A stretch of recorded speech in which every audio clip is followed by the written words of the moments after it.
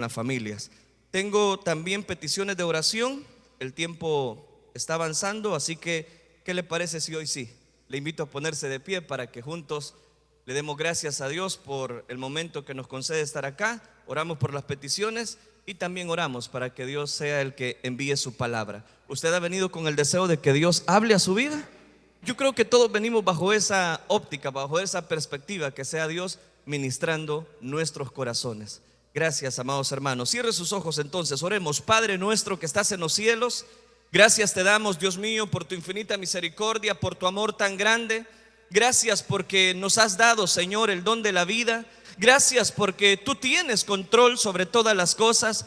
Gracias, Dios mío, por cada familia acá representada. Gracias, Padre Celestial, por todas las bendiciones que tú has derramado sobre esta congregación, sobre nuestras vidas. Cerramos una semana, Señor, quizás con esfuerzo, con dedicación, con luchas, pero aquí estamos, Dios mío, dándote la gloria solo a ti, dándote el honor solo a ti, porque tú eres digno de recibir toda la adoración. Hemos exaltado tu precioso nombre, hemos compartido, Señor, esas alabanzas. Ahora presentamos delante de ti cada una de las necesidades. Bendice, sana, Señor, de esa fiebre y de esa garganta a nuestra hermana Keila Aguilar, a Herbert Lizama, también lo ponemos en tus preciosas manos. Convierte, Señor, esta vida, liberta, Dios mío, de tal manera que él pueda conocer de la gran salvación que tú tienes a través de tu Hijo Jesucristo. Oramos por el niño Josué Campos, que necesita sabiduría. Reconocemos, Padre Celestial, que el principio de la sabiduría está en el temor hacia ti. Por eso ahora ponemos cada una de estas vidas en tus preciosas manos, sabiendo, Padre Celestial, que tú tienes control, que nada acontece a nuestra vida sin que sea tu perfecta voluntad. ¿Por qué no levantas tus manos al cielo, iglesia, y le dices al Señor: Señor, esta es mi necesidad, esta es mi petición? Tal vez usted no logró enviar su petición hasta este púlpito, pero en esta hora usted ha venido con el deseo de que Dios obre a favor de su familia, a favor de ese problema, a favor de esa dificultad. ¿Por qué no eleva su voz en este momento y me ayuda a orar? Y le decimos: Señor, aquí está mi necesidad. Muchas pueden ser las aflicciones del justo, pero de todas ellas tú has prometido librarnos. Dios mío, ahora estamos reunidos en este lugar, no por un ritual, sino por necesidad, Dios mío, porque estamos necesitados de tu presencia. Estamos necesitados de tu amor, estamos necesitados de tus caricias. Dios mío, aquí está un pueblo, Señor, redimido,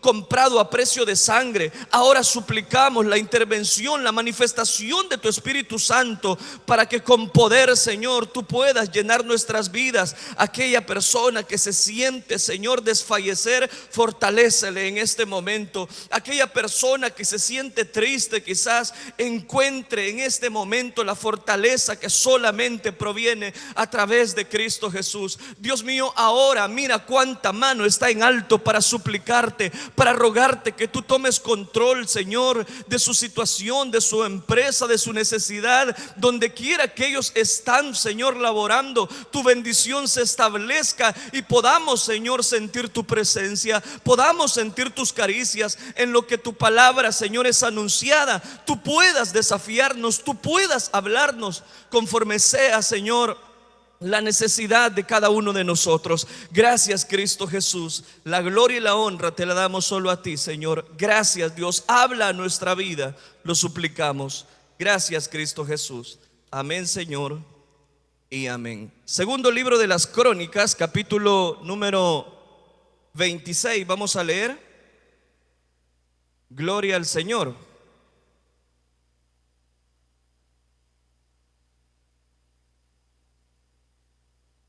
Segundo libro de las Crónicas, capítulo número 26, versículo número 14 al 16. 3 versículos. Segundo libro de las Crónicas, capítulo número 26, versículo número 14. Gloria al Señor. Cuando lo tenga, dice un fuerte amén, hermano. ¿Lo tenemos? ¿Lo podemos leer todos juntos en esta hora? Ayúdeme entonces. Segundo libro de las Crónicas, capítulo 26, versículo número 14. Y Uzías preparó para todo el ejército escudos, lanzas, yelmos, coseletes, arcos y hondas para tirar piedras. E hizo en Jerusalén máquinas inventadas por ingenieros para que estuviesen en las torres y en los baluartes, para arrojar saetas y grandes piedras. Y su fama se extendió lejos, porque fue ayudado maravillosamente hasta hacerse poderoso. Mas cuando ya era fuerte, su corazón se enalteció para su ruina, porque se rebeló contra Jehová su Dios, entrando en el templo de Jehová para quemar incienso en el altar del incienso. Amén. ¿Dejamos hasta ahí la lectura? Pueden sentarse, hermano. Pueden sentarse, por favor. Hermanos, he querido leer este pasaje de la palabra del Señor que nos habla bajo el mandamiento del rey Uzías. Siempre en los relatos de estos libros de las crónicas y aún del libro de los reyes, los personajes principales lo ocupan dentro de cada segmento, dentro de cada pasaje, es el rey. Llámese el rey del norte o el rey del sur. Si no era el rey el que tenía el papel principal dentro de este personaje, o no llevaba el personaje principal, era entonces el profeta, el hombre de Dios, el que marcaba los tiempos para estructurar y hacer que el rey, si se había desviado, volviese a la voluntad de Dios.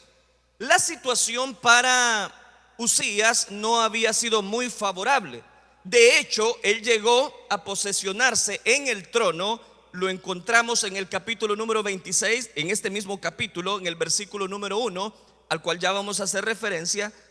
Él se sentó en el trono en un periodo muy turbulento. Y la historia del pueblo hebreo, y tenemos que empezar por ese lado para ubicarnos en el contexto, habían pasado por lo menos 100 años. Y estos 100 años de reinado, antes de que Uzías se sentase en el trono, la torpeza de Roboam, el hijo de Salomón, hizo que el reinado de Israel se dividiera, se subyugara, a tal punto que de ahí en adelante esa torpeza de Roboam lo llevó precisamente a Israel a estar dividido. Y es lo que yo acabo de mencionar, y se le conoce como el Israel del norte y también Judá, que era la región del sur. Entonces note, desde ese momento la situación para el reinado que nos ocupa ahora, que es el reinado de Judá, es decir, que es el reino del sur, que es donde Uzías va a reinar, la situación para ellos no había sido muy buena. Era una situación muy precaria. ¿Por qué le digo todo esto? Porque no solo la torpeza de Roboam alcanzó precisamente para todo Israel, y Israel se dividió, sino que los reyes precisamente de Israel, todos, hermanos, toda la parte de la región de Israel, es decir, la región del norte, todos, si usted lo puede ver, fueron reyes malos, perversos, que nunca hicieron la voluntad de Dios. A excepción, algunos reyes de Judá, la Biblia los describe como que hicieron lo bueno delante de los ojos de Dios a su manera. Pero mire cómo lo está diciendo el escritor.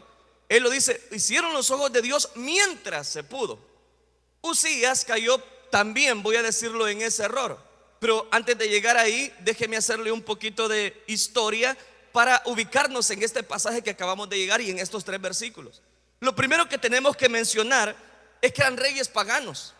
La situación de que vivía Uzías, donde él va a sentarse en el trono, no había sido favorable. Es más, si vamos a ser muy puntillosos, voy a decirlo, en la escritura, usted sabrá que lo que se vivía en la época era la monarquía. Y la monarquía en lo que consistía es que el padre estaba reinando y era su hijo de ese rey que estaba gobernando, era que tenía que sucederle en el trono. ¿Estamos de acuerdo hasta ahí? Eso es lo que se vive, en eso consiste la monarquía. Entonces podemos evaluar 4 generaciones que han pasado antes de Uzías. El padre de este Uzías que ahora nos ocupa era Amasías. Y yo quiero que lo note conmigo. Vea una página atrás, capítulo número 25 de este segundo libro de las crónicas. Vea cómo dice este relato, capítulo 25, versículo número 2. Ahí se hace el resumen del padre de Uzías. Dice: hizo él, están conmigo, ¿verdad? Hizo él lo recto, ayúdenme en la lectura. Hizo él lo recto ante los ojos de Jehová, aunque no de perfecto corazón. Es decir, que trató de hacer lo recto, trató de llevar a Israel a la búsqueda de la presencia de Dios. El problema es que lo quiso hacer a su manera, y en el capítulo 25 encontramos un relato extraordinario, que él, cuando se sentó en el trono, lo primero que hizo fue combatir a los edomitas. Estoy hablando del padre de Uzías. Los edomitas venían constantemente a hacerle guerra a Israel. Se pone Amasías en el trono, que era el padre de Uzías. Amasías toma la batuta, presenta guerra frente a Edom, a los edomitas, gana la batalla porque buscó la presencia de Dios. Pero la historia no termina ahí. Dice en el versículo número 13 del capítulo número 25, 14 del capítulo 25, volviendo luego a Amasías, dice, de la matanza de los edomitas, trajo también consigo los dioses de los hijos de Seir, y los puso ante sí por los dioses, y los adoró y les quemó incienso. Entonces note, ¿qué es lo que hizo el padre de este Uzías, que se llama Amasías? ¿Qué hizo? Buscó a Dios en el inicio, y Dios le dio la respuesta por medio de los edomitas, y los dominó, los conquistó. Pero cuando venían de esa batalla, ellos prefirieron, présteme su atención, él prefirió no darle tributo, gracias a Dios, sino que se trajo los dioses de la región de los edomitas. ¿Me estoy dando a entender? Y el problema es esto, que Dios no comparte su gloria con nadie. Eso está claro. Eso es parte de la historia, y porque quiero ubicarlo, estoy haciendo un repaso de 4 generaciones. Vaya, ahí tenemos precisamente a este personaje, el padre de Uzías, llamado Amasías. El hijo de Amasías, o el padre más bien de Amasías, fue Joás. A estos reyes, estas últimas 4 generaciones, ¿qué pasó? La vida no solamente se presentó factura delante de ellos, sino quiero ver algo, quiero mostrarle algo, que en este momento todos estos reyes fueron llevados a la matanza, es decir, fueron eliminados. Y los antecesores no se pusieron, voy a decirlo, frente a ese trono, frente a ese reinado, simplemente porque ya no estaba. Es más, si usted nota, y ahora quiero que sí lo lea conmigo, el capítulo 26, versículo número 1, entonces dice, ¿todo quién? No me están prestando atención, présteme atención por favor. Entonces todo el pueblo de Judá tomó ¿a quién? A Uzías, el rey que nos ocupa, el cual tenía 16 años de edad, y lo pusieron por rey en lugar de Amasías, su padre. Entonces présteme atención. ¿Por qué van a poner en este momento a Uzías como el rey de Judá? Porque su padre, como se desvió de la voluntad de Dios, al final lo terminan matando. Joás también lo terminan exterminando. Ocosías, otro antecesor de Uzías, también lo terminan exterminando. Ese fue peor porque solo duró en el reinado un año. Un año gobernó. Atalía también fue puesta porque escondieron también a un muchacho cuando el reinado era precisamente bajo esa monarquía, pero como no habían precisamente hombres, pusieron a Atalía. Atalía lo más que duró, según lo que recuerdo en este momento, fueron 7 años que gobernó. Entonces note, es como que lo agarran en este momento a este joven de 16 años, Uzías, y le dicen, vaya, aquí está, este va a ser el nuevo rey de ustedes, pero tened en cuenta, Uzías, que tus antecesores los hemos matado porque nos desviaron. Pongámonos en el lugar de Uzías. ¿Usted estaría dispuesto a tomar el lugar? No me conteste, espérenme, porque estamos armando el cuadro del contexto. Eso era lo que se le avecinaba precisamente a este muchacho, porque era un muchacho de 16 años. Fue en un periodo sangriento, fue en un periodo donde Israel se había desviado, y se había desviado porque no obedecían la voz de Dios. Dios mandó reyes, Dios mandó profetas. Israel mismo, la otra parte de la región del norte, porque estamos hablando de la región de Judá, Israel del norte estaba también atacándolos a ellos. O sea que la situación para Judá realmente se avecinaba muy precaria, hermano, muy difícil. Entonces, ¿qué le estoy tratando de decir?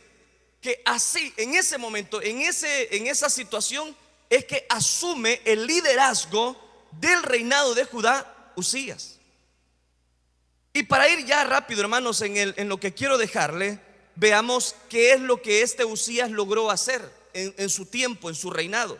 Que por cierto, si usted lo nota conmigo, dice el versículo número 2, porque el relato vamos a hacer un cuadro de la vida de Usías del capítulo 26. Usías, versículo número 1, que dice: edificó a Elot y la restituyó a Judá, después que el rey Amasías durmió con sus padres. Es decir, que cuando su padre ya no estaba, Usías toma el mando, toma el liderazgo, y es en ese momento donde él empieza a buscar, voy a decirlo, la presencia de Dios. Qué precioso es cuando nosotros, bajo toda circunstancia, sea buena, sea mala, sea dificultosa, buscamos la presencia de Dios, ¿sí o no? Ahí está claro. Versículo 3. De 16 años, vuelve a recargar la edad de este muchacho. De 16 años era Usías cuando comenzó a reinar. ¿Y cuánto dice que reinó? Y 52 años reinó en Jerusalén. El nombre de su madre fue Jecolías en Jerusalén. Mire, hermano, aquí entramos ya en un detalle extraordinario. El primero de ellos es que pocos reyes, y ya le hice un cuadro por lo menos de 4 generaciones antes de Usías, no gobernaron mucho tiempo. No gobernaron mucho tiempo bajo la voluntad de Dios. Y ahora Usías empieza a buscar, a llevar el pueblo a la búsqueda de Dios, y dice que reinó, ¿cuánto tiempo? Me están siguiendo, 52 años. Entonces, para dejar una enseñanza en esta mañana, quiero mostrarle 5 características que Usías vemos que hace para llegar a ser un hombre poderoso. 5 elementos que nosotros debemos de tomar en cuenta. Véanlos conmigo. Por cierto, hermanos, hay más características de este hombre. Yo solo voy a mencionar las más representativas. Vamos a la primera. ¿Qué es lo que tenemos acá? Versículo número 6 y 7. Encontramos la primera característica de este hombre cuando se sentó en el trono. Versículos 6 y 7. ¿Lo tiene? Y salió, dice, y peleó ¿contra quién? A los acérrimos, los de siempre, los filisteos. Y rompió el muro de Gat y el muro de Jabnía y el muro de Asdod, y edificó ciudades en Asdod y en la tierra de los filisteos. Y escuche esto: Dios le dio ayuda contra los filisteos y contra los árabes, esa era otra región, que habitaban en Gurbaal, contra los amonitas. Entonces note, Usías encontró gracia, encontró el favor de Dios, aunque sus antecesores podía tener el ejemplo de sus padres y de llevar a Israel a una situación deplorable y de no búsqueda a la presencia de Dios. Pero a pesar de que él tenía el ejemplo de sus padres, él decidió obedecer los mandamientos de Dios. Hay personas que creen en la maldición generacional. No hay tales de maldición generacional. Cada quien va a dar cuentas por sí mismo. Y no es posible que simplemente que nuestros antecesores cometieron errores, yo voy a cometer el mismo error. Usías dijo: no, momento. Si mi padre Amasías cometió errores, yo no lo voy a hacer. Eso es lo que está diciendo Usías, ¿sí o no? Y en el versículo número 6 y 7 encontramos que agradó a Dios. Y no solamente le dio la victoria contra los filisteos, sino también precisamente dice aquí, con los árabes. Y Dios le dio la victoria. Primer característica, que es una conquista. Presentó conquista frente al ejército enemigo. Segundo elemento, para que usted lo tome en cuenta, versículo 8, porque quiero armarle el cuadro. Y dieron también ¿a quién? Los amonitas presentes a Usías, y se divulgó su fama hasta la frontera de Egipto, porque se había hecho. ¿Lo está leyendo conmigo? ¿Me está dejando solo? ¿Qué dice? ¿Qué dice? Dígamelo. lo hizo altamente poderoso. Mire, los amonitas era otro ejército muy numeroso, pero era tanta la lealtad que Usías había presentado que la Biblia lo está describiendo como un hombre poderoso, altamente poderoso. ¿Y qué nos dice eso? Que él había buscado la presencia de Dios, que había buscado el que Israel precisamente llevara a Dios a una voluntad perfecta, o si usted lo quiere, permisiva de parte de Dios. Y a Dios le agradó. No solo le agradó, sino lo empezó a bendecir. Enfrenta a los amonitas y los amonitas le envían presentes. Oiga bien, présteme atención. En esta segunda característica que encontramos es que él ganó reputación y respeto frente a todas las personas y ejércitos enemigos. Este Usías tenía algo. Lo que otros antepasados no habían hecho, Usías lo tenía. Lo que aquel no había hecho en un año, él en su primer reinado ya encontró respeto y valor frente a todas las personas. Dice que los amonitas le llevaban presentes. Y présteme su atención. ¿Por qué le llevaban presentes? Porque era tan grande el ejército y era poderoso y valeroso, como dice ese versículo, que para que él no fuese a enfrentar a los amonitas, el rey amonita le llevó presentes, como diciéndole: antes de que vengas a la batalla, nosotros nos rendimos, anteponemos todo. Imagínese si este hombre no era poderoso, hermano. Veamos la tercera característica, versículo 9 y 10. Está hablando en términos de prosperidad. Versículo 10: edificó también el que Usías torres en Jerusalén, junto a la puerta del ángulo y junto a la puerta del valle y junto a las esquinas, y las fortificó. O sea que no solamente trabajó la base militar, no solamente conquistó a los filisteos, a los edomitas, no solamente, precisamente como acabo de mencionar, a los árabes, también a los amonitas. Y ahora dice en el versículo número 9 que en ese momento empezó a trabajar en la infraestructura de Israel. Versículo 10: asimismo edificó torres en el desierto y abrió muchas cisternas, porque tuvo muchos ganados. Y así dice, en la Céfala como en las vegas y viñas y labranzas, así en los montes como en los llanos fértiles, porque era amigo ¿de qué? De la agricultura. Mire, este hombre era carismático.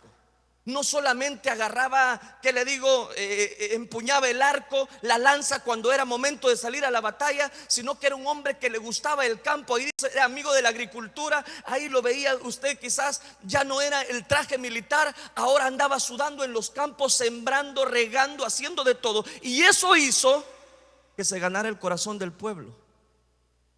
Y por eso Dios lo está respaldando. Y por eso vemos que, a excepción de Salomón y David, fue el otro rey que gobernó más tiempo, 52 años. Solo Salomón y David lo lograron superar. Pero vea lo que usted está, lo que quiero mostrar, está viendo lo que quiero mostrarle. Este hombre tenía buenas características, buenos elementos. Había desarrollado una inquietud no solamente a favor del pueblo, sino, lo mejor de todo, el favor de Dios. Porque uno puede quedar bien ante el pueblo, pero estar mal delante de Dios. Pero sigamos leyendo. Versículo número, ¿cuál vamos? 11. Otra característica. Tuvo también, ¿quién? Es el rey que nos ocupa, Usías, un ejército de guerreros. ¿Qué dice? Los cuales salían a la guerra en divisiones de acuerdo a la lista hecha por la mano de Jehiel, escriba, y de Maasías, gobernador, y de Ananías, y uno de los jefes del rey. Déjelo hasta ahí. Este hombre, hermano, había marcado estrategias militares. No solamente era momento de la agricultura, Dios lo prosperó inmensamente, y usted lo puede ver. Le dio ganado, le dio cosechas, mandó a hacer pozos, él mismo los cavaba. Y ahora en el versículo número 11 dice que cuando llegó el momento de otra guerra, él estaba preparado y tenía hombres diestros que podían elegir, que podían armar la estrategia militar para cómo atacar. ¿De qué nos habla ese detalle? Él ya tenía poder, ya tenía la capacidad para enfrentar cualquier ejército enemigo. Versículo 12: todo el número de los jefes de familia valientes y esforzados era de ¿cuánto? 2600. Pero óigame, présteme atención, estos eran los jefes que comandaban los ejércitos. ¿Y cuál era el ejército de él? 13. Y bajo la mano de estos estaban el ejército de guerra. ¿De cuántos? De 307,500 guerreros. ¿Y qué dice? Poderosos y fuertes para ayudar al rey contra los enemigos. Oiga, estaba viendo este detalle. En un comentario decía que este personaje, Usías, llegó a formar, voy a decirlo de esta manera, más valientes que los 30 valientes de David. Porque para lo que estamos viendo eran 2600, los cuales ellos tenían a cargo. Precisamente ya se desglosaba todo el ejército. Era un ejército muy bueno, muy numeroso. ¿De qué nos está hablando la cuarta característica de este Usías? Que tenía poder. Las personas lo reconocían, le llevaban presentes. Había ganado mucha preponderancia, no solo en Israel, sino que en todas las naciones circunvecinas de la época. Quinta característica, para empezar la enseñanza, o para darle la lección más bien. Veamos el versículo, ¿por cuál vamos? 13, 14. Y Usías, ¿qué dice? Preparó para todo el ejército escudos, lanzas, yelmos, coseletes, arcos y ondas. Aquí llegué a la lectura. Para tirar piedras. Pero espérese, la cosa no termina ahí. Este hombre era un hombre visionario. Este hombre era un hombre capaz de no solamente enfrentar ejércitos enemigos. Él veía las debilidades que los otros ejércitos tenían para que él no cometiera esas debilidades a la hora de enfrentarse a otros ejércitos. Mire la astucia de este hombre, mire la preponderancia de este personaje. Y era tanta la habilidad que dice el versículo, ahora sí, versículo número 15, que hizo en Jerusalén el ¿qué? ¿Me están siguiendo? Máquinas inventadas, ¿por qué? Mire, los primeros ingenieros, para que estuviesen en las torres y en los baluartes, para arrojar saetas y grandes piedras. Y su fama, ayúdenme en esto, quiero que todos me lean esto. Y su fama se extendió lejos porque fue ayudado maravillosamente a hacerse ¿qué? Poderoso. Hay un solo dato, présteme atención. Llegué a donde quería llegar. Ya le hice la historia y el cuadro de Usías. Era un hombre extremadamente poderoso. Y solamente en un capítulo, en el capítulo 26, 3 veces lo ha llamado un hombre poderoso. ¿Sí o no? Era tanta la capacidad de este personaje, voy a decirlo de esta manera, que se había dejado guiar bajo la voluntad de Dios. 52 años de reinado bastaban como para poner las credenciales de este hombre y decir: realmente este era un hombre que Dios eligió. ¿Y a cuántos años empezó a reinar? Me están siguiendo, 16 años. A los 16 años fue puesto en el trono. Y él pudo seguir el ejemplo de sus padres, llevando a Israel a una contaminación. Pero él decidió firme y llevar a Israel a la búsqueda de la presencia de Dios. Antes de dejarle las lecciones que yo encuentro en este pasaje, preguntémonos: si nuestros hijos tuviesen que imitar nuestro ejemplo, ¿qué imitarían? Padres de familia, ¿están acá, verdad? Sí, amén. Padres de familia, nuestros hijos van a hacer lo que nosotros le hemos enseñado a hacer. Ellos van a querer imitarnos. ¿Y qué van a imitar de nosotros? Los buenos elementos que les hemos enseñado, que les hemos inculcado, o los errores que la vida también nos ha presentado. Porque ejemplos buenos y malos tenía Usías, pero él se paró firme. Por eso ahora la importancia. Usías, el líder extraordinario, y voy a ser más aplicativo, el líder poderoso, aquel que tenía grandes características, y que yo me salté muchas de ellas por cuestión de tiempo. El líder que tenía una preponderancia extraordinaria. ¿Sabe qué le pasó? Versículo número 16. Mas cuando ya era ¿qué? Cuando ya era poderoso, cuando ya era fuerte, Su corazón, ¿qué le pasó? Se enalteció para su ruina, porque se rebeló contra Jehová su Dios, entrando en el templo para quemar incienso en el altar del incienso. ¿De qué nos dice? ¿Qué nos está diciendo este versículo número 16? Solamente en un versículo echa a perder todo lo bueno que él había cometido. Solamente en un versículo echa a perder todos los elementos que él había gozado, disfrutado. Por eso, ¿cuál es la enseñanza? ¿O por qué llevaba a mención este pasaje? Porque muchas personas hemos dado pasos buenos, pasos en fe, pasos seguros en la vida espiritual, y creemos que la bendición de Jehová es la que enriquece, y creemos que esa bendición no añade tristeza alguna. Pero en un momento de placer, en un momento de enojo, en un momento de frustración, podemos echar a perder toda una vida. En un momento de satisfacción lujuriosa, podemos echar a perder toda nuestra familia. ¿Qué es lo que había pasado con Usías? Lo que había pasado es que él, cuando se hizo fuerte, empezó a creerse autosuficiente. Y lo que él dijo cuando ya era un hombre poderoso, que él no necesitaba de los sacerdotes, y que los sacerdotes eran los que llevaban el incienso en el altar del incienso y buscaban la presencia de Dios. Y como él tenía el favor de Dios, y como Dios lo había respaldado, como lo hemos visto, él pensó: ¿qué me va a hacer Dios a mí? Véalo, ahí está. Mas cuando ya era fuerte, su corazón, ¿qué dice? Se enalteció. Otra versión dice: se llenó de orgullo.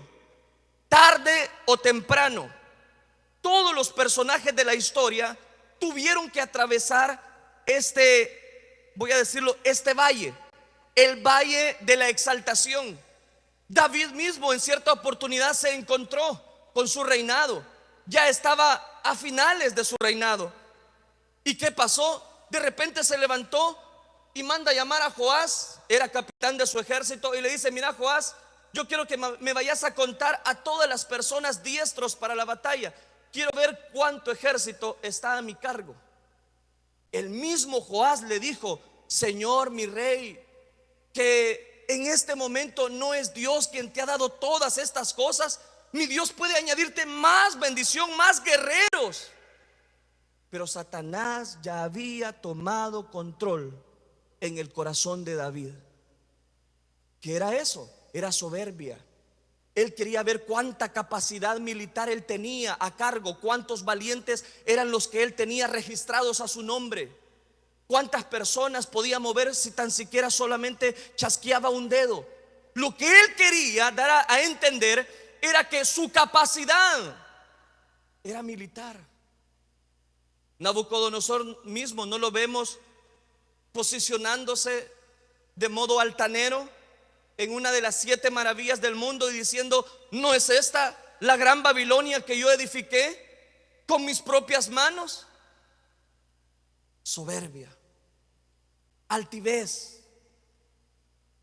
Pablo es que va a ampliar este concepto y va a decir esto más adelante: ninguno tenga más alto concepto de sí mismo que el que debe tener. El problema no es que la gente nos diga, o como le decían a Usías: mira, Usías, wow, cómo Dios te está usando, mira, aquí te voy a dar esto, aquí te traigo presentes. El problema no es lo que la gente dice. El problema es lo que uno mismo piensa de sí mismo. Él tenía la voluntad de Dios, tenía el favor de Dios, pero en un momento de exaltación él cometió errores. ¿De cuántos errores Dios no nos quiere librar y advertirnos? Porque Él manda su palabra a tiempo a nuestros corazones. ¿Y qué aprendemos por el tiempo? 3 cosas. Cuando aquel hombre, aquel personaje es fuerte, registra el versículo 16 que no solamente se enalteció su corazón para su ruina, vea algo más. Porque ¿qué? Se rebeló contra Jehová su Dios. Entonces note, de entrada el problema es la altivez de espíritu. En el segundo detalle es que se rebeló contra Jehová su Dios. Hermano, uno pensaría, ¿y que no fue Dios el que le había dado todo este respaldo, todas estas características? ¿Y que no fue Dios que le había dado toda la capacidad mental para poder mencionar, nombrar ingenieros para hacer nuevas estrategias militares para la batalla? Por cierto, es la primera vez que la Biblia menciona ingenieros que van a construir algo para un ejército. Lo importante no es eso, lo importante es que en este momento Él dejó a Dios. Qué triste es, hermano, y aquí ya empiezo a aplicarlo para nuestras vidas. Qué triste es que toda una vida nosotros la dedicamos al servicio de la obra de Dios. Qué triste es ver que como un día Dios nos estuvo usando tremendamente y que al final de nuestros días terminemos como terminó Uzías, dándole la espalda a Dios. Qué triste es ver a las personas con un corazón contrito y humillado, al cual el Señor nunca va a despreciar. Qué triste es haber un día militado en las bendiciones de Dios y ver que todos los ejércitos alrededor hablaban de usted, hablaban de mí en bien, y que al final de nuestros días terminemos dándole la espalda a Dios. Oiga, no puede ser. No cabe, no logro entender a Uzías, porque ejemplos había tenido. Fracasos de sus padres, de sus abuelos, los había tenido. Él disfrutó las dos cosas. Disfrutó las bendiciones de Dios. Disfrutó, voy a decirlo, aunque no se podía mencionar como disfrute, vio el fracaso de sus padres. Espejo tenía. Jóvenes que me están escuchando, ejemplo tienen de fracasos de otras personas que han querido adelantar su vida o tomar la decisión que usted quiere tomar. A tiempo es que viene esta palabra para cada uno de nosotros. Se le reveló, no solamente le dio de la espalda, versículo 16, se rebeló contra Jehová su Dios, entrando, ayúdeme, en el templo de Jehová. ¿Para qué? Para quemar incienso en el altar del incienso. Déjelo hasta ahí. ¿A quienes tenían que quemar incienso y estar en este templo? ¿Quiénes eran? Los sacerdotes. Entonces aquí estoy llegando a una figura que encontramos también. ¿Cuál fue la ruina de Saúl? Ya saben por dónde voy, ¿verdad? ¿Cuál fue la ruina de Saúl? En primer lugar, no obedeció, le dio la espalda a Dios. Un hombre que cuando lo nombraron rey, ahí estaba escondiéndose, tenía miedo, sentía que no tenía la capacidad para gobernar. Pero cuando ya era un hombre, cuando ya Dios lo había respaldado, resulta que no solo era un hombre de hombros arriba, no solamente era un gran estratega militar, sino que también su corazón se ensoberbeció. Y él dijo: no, Samuel, es que tú no venías y el pueblo me desertaba. ¿Qué es ese balido de vacas que estoy oyendo? ¿Qué es ese ruido que estoy oyendo? No, es que el pueblo agarró lo mejor de Amalek, y empezó a decir una sinfín de excusas que usted ya la conoce. Pero ¿qué hizo él? Empezó a hacer sacrificio cuando al rey no se le daba permiso. ¿Qué es lo peor que nos puede pasar? No solamente darle la espalda a Dios, sino que lo que antes aborrecíamos, ahora lo hacemos. Lo que antes señalábamos, ahora lo vivimos. Lo que antes nosotros anunciábamos, ahora ya no lo hacemos. Eso es lo peor que le puede pasar. Y por eso Dios dijo: hazte un lado, papá, ya no te necesito. Hazte un lado, yo no puedo. O sea, no entendiste. Ahora vemos a Uzías, porque Dios no puede ser burlado, y todo lo que el hombre siembra lo va a cosechar. El hombre poderoso, el hombre admirado, el hombre extremo en gran manera, como dice esta versión, versículo 17. Y entró tras el sacerdote Azarías, y con él 80 sacerdotes de Jehová, varones que, mire, déjelo hasta ahí, présteme atención. Me encanta notar cómo cierra este versículo número 17. Dice que eran hombres valientes porque se van a presentar frente al hombre poderoso. Por eso lo está recalcando, que eran valientes, porque no cualquiera se enfrenta al hombre que Dios había puesto y que había comandado por años, por 52 años, el ejército de Dios. Y ahora vea esto, versículo número, ¿cuál vamos? 18. Y se pusieron contra el rey Uzías y le dijeron: no te corresponde a ti, oh Usías, el quemar incienso a Jehová, sino a los sacerdotes hijos de Aarón, que son consagrados para quemarlo. Sal del santuario, por favor, porque has prevaricado y no te será para gloria delante de Dios. Hermanos, en este momento llegué al punto. Si Usías hubiese hecho caso a estos 80 sacerdotes y al sacerdote principal, Azarías, que lo menciona el versículo número 17, no era suficiente como para hacerlo entender y que en ese momento él diese vuelta atrás y empezara a pedir misericordia. Pero normalmente no. Normalmente las personas siempre quieren tocar fondo, siempre quieren experimentar más allá de lo que sus pensamientos negativos le dicen. Versículo 19, ahí vamos, ¿verdad? Entonces Usías, teniendo en la mano un incensario para ofrecer incienso, ¿qué dice? Ay, ay, ay. Se llenó de ira, y en su ira contra los sacerdotes, ¿qué dice? La lepra le brotó en la frente delante de los sacerdotes en la casa de Jehová, junto al altar del incienso. ¿Cómo está terminando el hombre poderoso que ha descrito más de 16 versículos? Leproso. Leproso. Hay personas que dicen, no, ya ve, y ese es el Dios que ustedes predican. Sí, este es el Dios que nosotros predicamos. Porque al hijo que ama lo corrige. Y si el hijo no quiere entender, pues Dios va a mandar un garrotazo limpio. Y si el garrotazo no lo hace entender, pues va a mandar otra dificultad más fuerte. La cosa es que somos hijos de Dios. Dios nos va a corregir a las buenas o a las malas, aunque no nos guste. No será para ti la gloria. Le decía, ¿se puede usted escuchar los 80 sacerdotes diciéndole, no será para ti la gloria? Como diciéndole, no es posible, Usías, que todo en tu vida, los 52 años, lo hiciste bien en tu ministerio y vas a terminar así. No, hombre, no vale la pena, deja ese incienso, déjalo. Y nunca lo dejó, al contrario, su corazón se llenó de ira, se ensoberbeció. ¿Y qué fue lo que le pasó? Le cayó la lepra. Le cayó la lepra. Y véalo, hermano, quiero cerrar por cuestión de tiempo. Versículo número, ¿sabe cómo terminó Usías? Véalo, versículo 21. Así el rey Usías, ¿qué dice? Fue leproso hasta el día de su muerte. Y habitó leproso en una casa apartada, por lo cual fue excluido de la casa de Jehová. Y Jotam, su hijo, tuvo cargo de la casa real, gobernando al pueblo de la tierra. Se volvió a cumplir la historia de sus antecesores. Pero al final, este fue peor. Porque al fin y al cabo aquellos solo fueron quitados, expuestos. Pero este terminó castigado.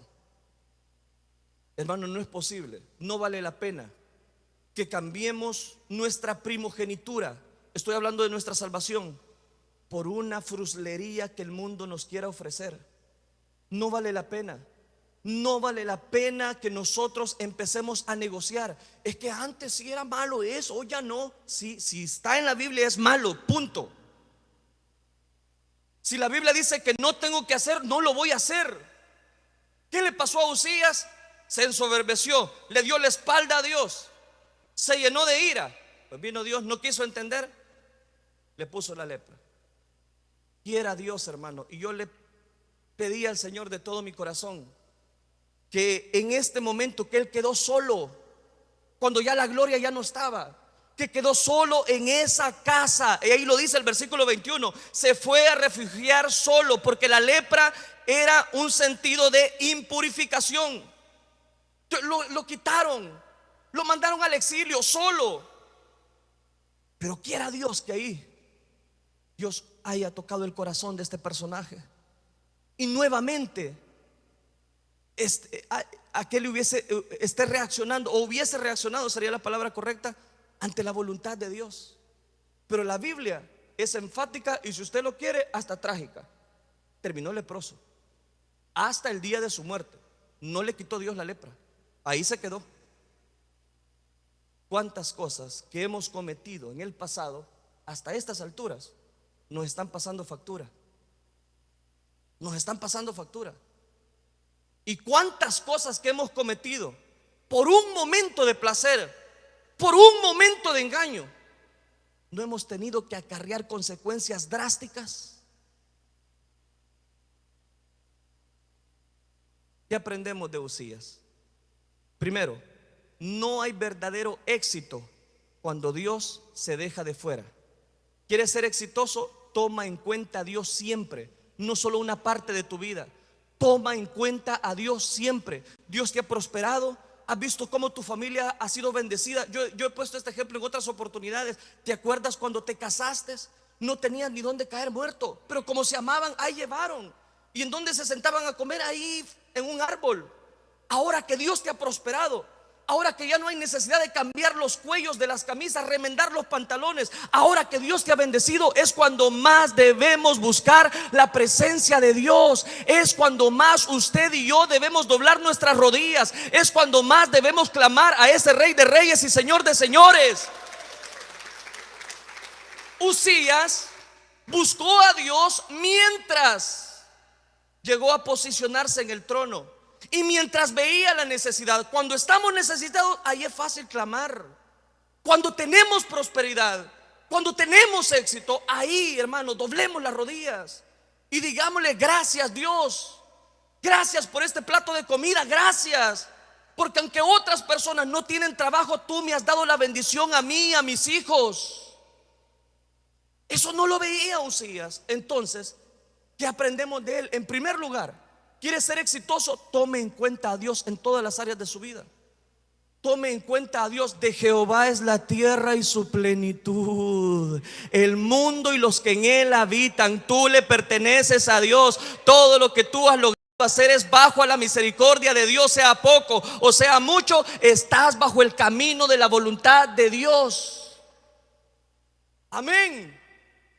Segundo elemento que encontramos o que aprendemos de la vida de Uzías: pocas cosas revelan nuestro carácter. Pocas cosas van a revelar nuestro carácter, como el éxito sí lo va a lograr. Todos tenemos días buenos y días malos. En los días buenos, busca la presencia de Dios y ahí va a salir a relucir tu carácter. Ahí va a salir a relucir de qué estamos hechos. Si usted está en un periodo de prosperidad, siga siéndole fiel a Dios. Siga dándole lo que a Dios le pertenece.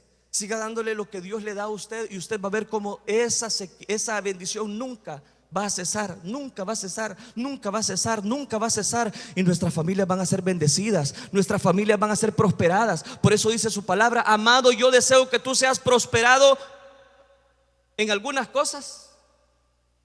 Solo cuando vengas a la iglesia. ¿Cómo dice? Yo deseo que tú seas prosperado en todos tus caminos. En todas las áreas de la vida Dios te quiere bendecir. El problema es que percibimos o pensamos que el éxito consiste en el dinero. El dinero no tiene nada que ver con éxito. Muchas personas tienen dinero y se terminan quitando la vida. Entonces no es éxito el dinero. ¿Qué es éxito? Éxito es vivir bajo la perfecta voluntad de Dios. Que tu familia busque siempre la presencia de Dios cuando viene a este lugar. Por eso, cuando vengas con tu familia, ahí téngala para sus hijos, hoy que todavía se puede, y enséñeles el camino por el cual ellos deben andar. Que no cometan los mismos errores que usted y yo hemos cometido. Espejo tienen. Yo sabía que iban a estar molestos ustedes, fíjense.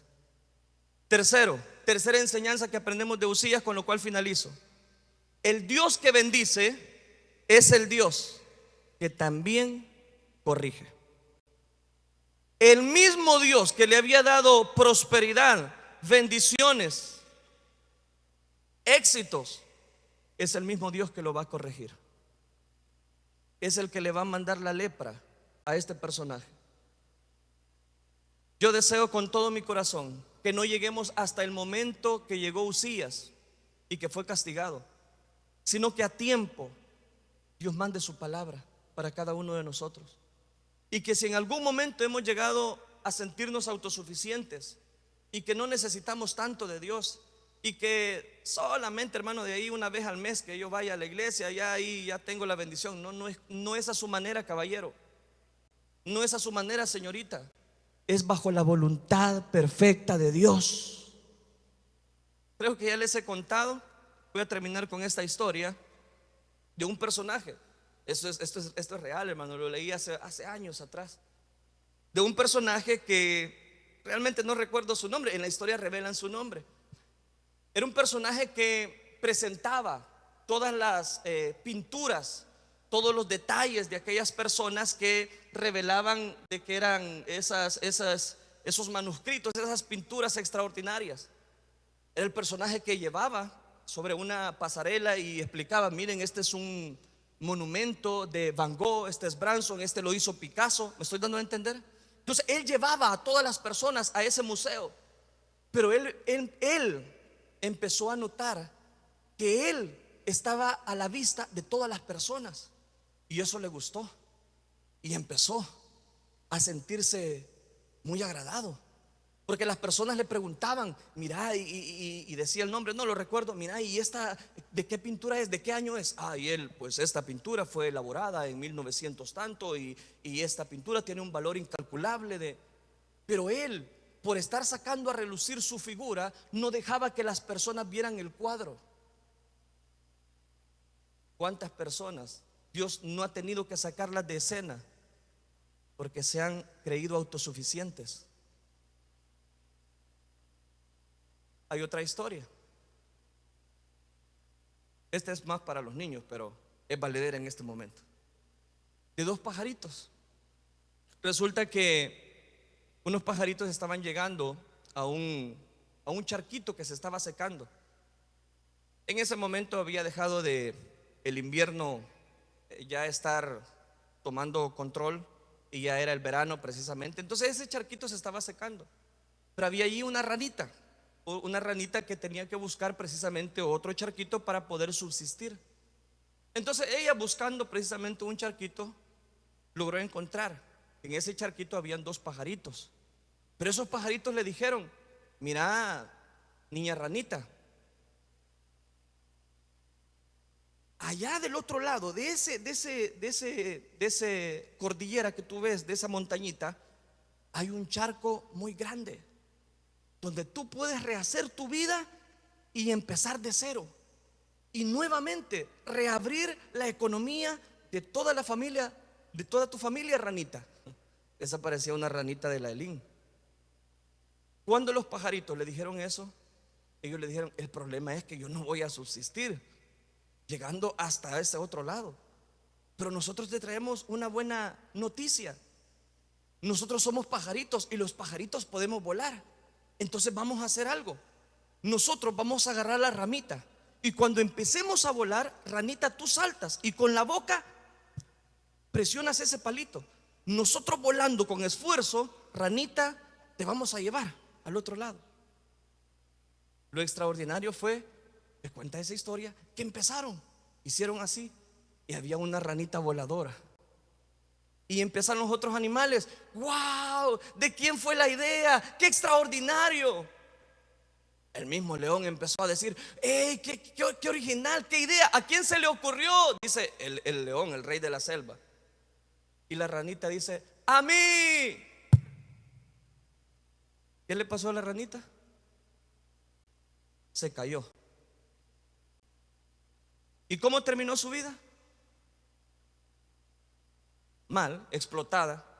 Que no te pase lo que le pasó a la ranita. Que no te pase lo que le pasó a Usías. Que a tiempo enmiendes el error que hemos estado cometiendo en la vida. Que a tiempo Dios nos llama al arrepentimiento. Que a tiempo Dios resiste al soberbio, pero da gracia a los humildes. Dele un aplauso a Cristo Jesús y cierre sus ojos. Cierre sus ojos, póngase de pie, por favor, póngase de pie. Y quiero que todos levantemos nuestras manos al cielo, por favor. Levante sus manitas al cielo.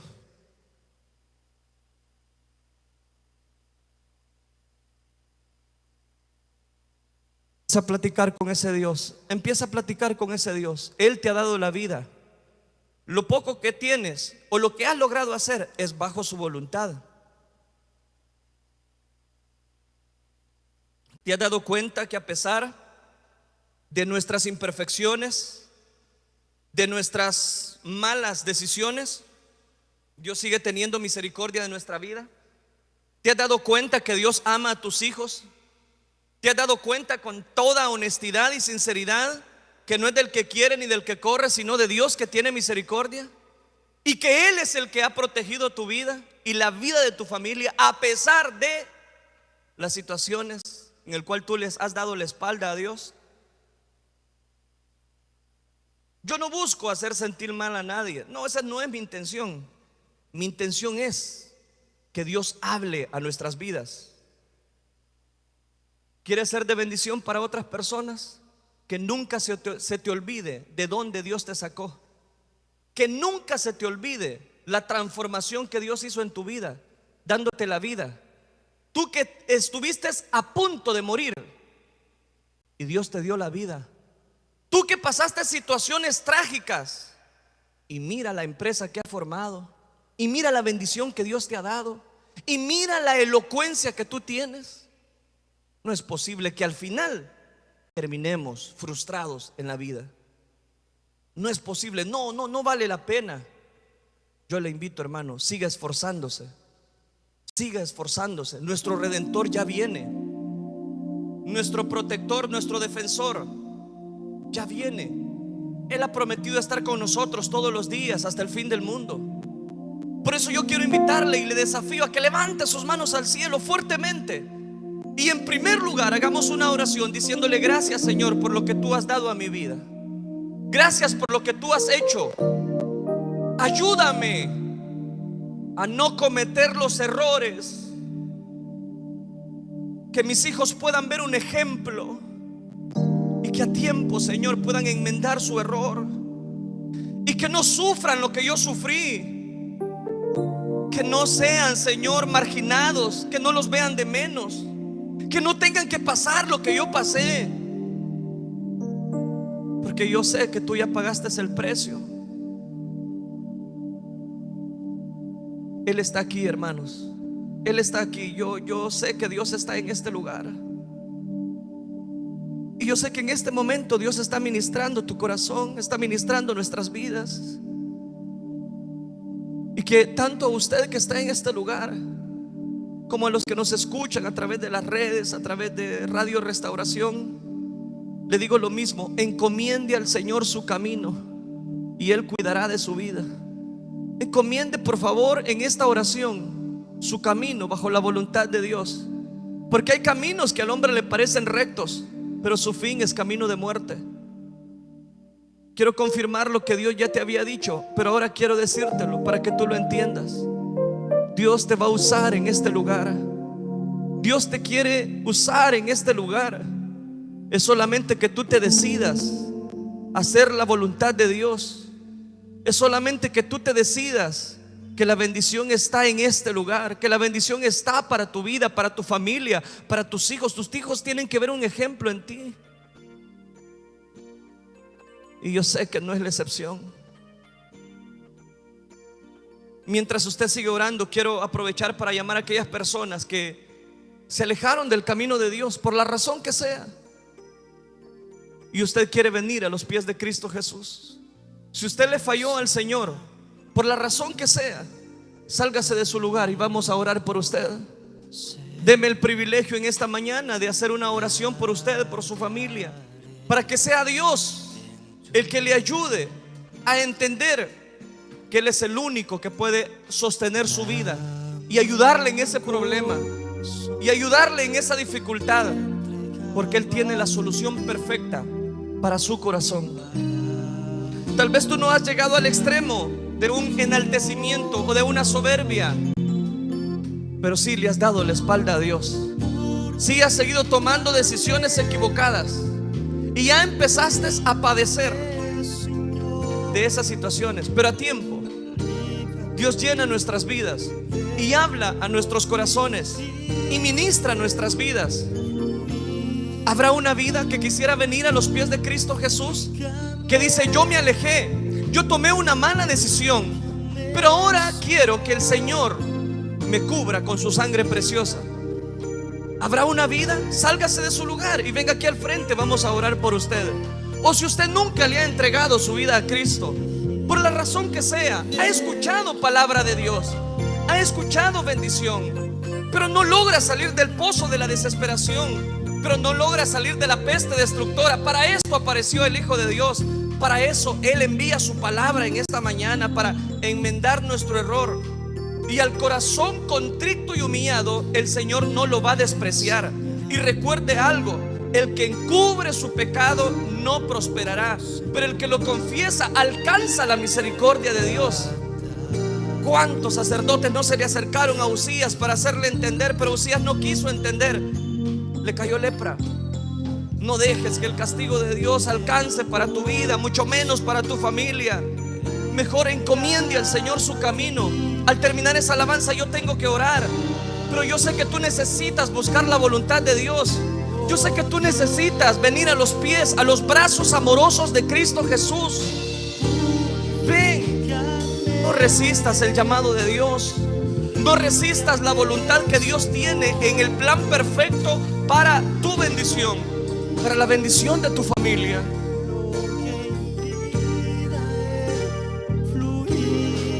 Tengo que orar. ¿Habrá otra persona? ¿Hay alguna vida más? ¿Hay alguna vida que necesita reconocer su necesidad espiritual? Sálgase de su lugar y venga, vamos a orar por usted. Venga, reconozca que Dios es el único que puede ayudarle en esa condición en la cual quizás usted ya está tocando fondo. Quizás usted ya está llegando al momento de dolor, de la angustia, de la tribulación, de la desesperación. Ya no sigas cometiendo errores. Deja que Dios ministre tu vida. Está la invitación para usted.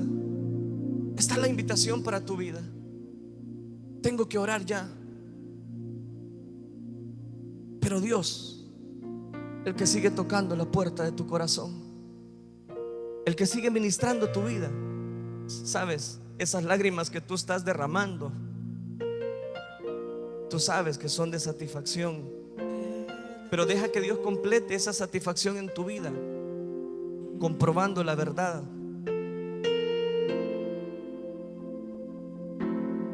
El domingo pasado, a las 2 de la tarde, me tocó predicar con sus ojos cerrados. Terminando de predicar, un joven se me acercó y me dijo: ¿cómo es posible? Me dijo, que alguien vino a contarte mi vida. Lo que tú dijiste de Naamán, todo lo que dijiste, yo lo estoy viviendo. Y se levantó la camisa y me enseñó todos sus tatuajes. Tengo 2 semanas de haber salido de la cárcel, me dijo, y yo ando una agonía en mi corazón, porque para yo poder salir tuve que hacer esto, entregar a otras personas, porque la condena era muy grande. Y él empezó a llorar. En ese momento yo llamé a un anciano de la iglesia, hermano Miguel Rivas, y le dije: oremos por este muchacho. Al salir de este lugar,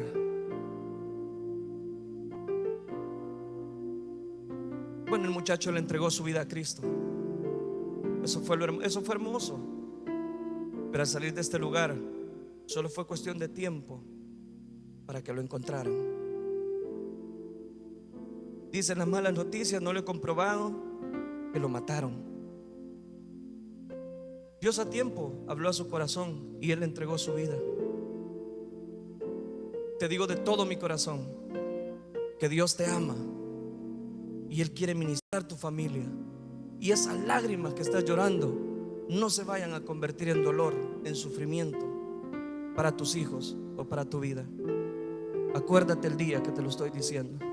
Oremos, por favor. Oremos por esta vida. Oremos por los oyentes de la radio. Y oremos para que esta iglesia sea una iglesia que nunca le dé la espalda a Dios. Oremos. Padre nuestro que estás en los cielos, Señor, gracias por tocar nuestros corazones, por ministrar nuestras vidas, por llenarnos, por extasiarnos de tu presencia. Mira cuántas manos están en alto.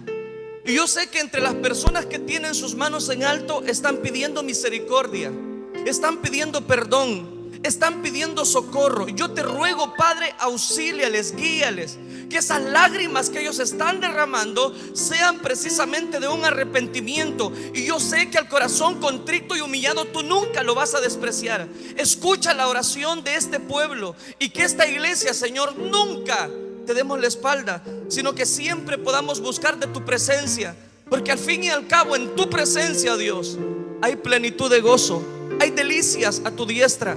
Gracias por esta congregación, gracias por las personas que nos escuchan a través de las redes, a través de la radio. Bendíceles abundantemente, que en cada uno de sus negocios, si están emprendiendo, Señor, un nuevo reto en su trabajo, una nueva empresa, auxíliales, pero que siempre cuenten con tu presencia. Te lo ruego, Señor, pongo estas vidas en tus manos. Gracias te damos, límpianos, purifícanos y danos, Señor, entendimiento para esta oportunidad. Gracias, Cristo Jesús. Gracias, Dios. Gracias, Señor. Amén, Señor. Y amén. Vamos a dar un fuerte gloria a Dios, hermanos. Qué bueno es nuestro Dios, que siempre habla a tiempo en nuestra vida. Solo resta dar los anuncios. Recuerden, martes y jueves culto en ese lugar. A nosotros pues nos corresponde el día martes, pero si usted quiere venir el jueves, véngase, hermano, con todo, a gozarse en la presencia del Señor.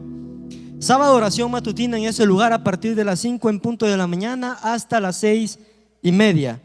Y el viernes 30 pues tenemos nuestro culto juvenil en ese lugar a partir de las 6 de la tarde. Dicen amén los jóvenes.